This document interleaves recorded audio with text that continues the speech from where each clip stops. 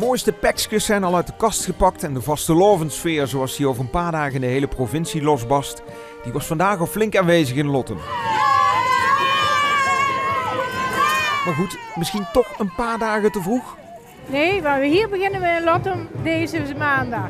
Ja, dat is gewoon niet in de dagen, is anders dan met carnaval. Een week te vroeg, ja. Ik kom uit Brabant, dus ik vind een week te vroeg. Nee, ja, bij ons niet. Bij ons is gewoon altijd carnaval.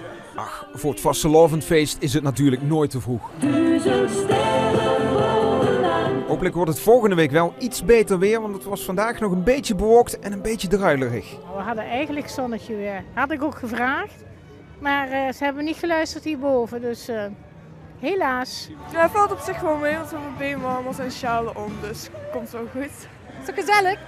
Kijk, ik zou zeggen, verkleed jij en doe mee. Nou, over een paar dagen mag de rest van de provincie ook zo mooi over straat. In Lottem namen ze vandaag al een heel mooi voorproefje op de Limburgse vastelovend.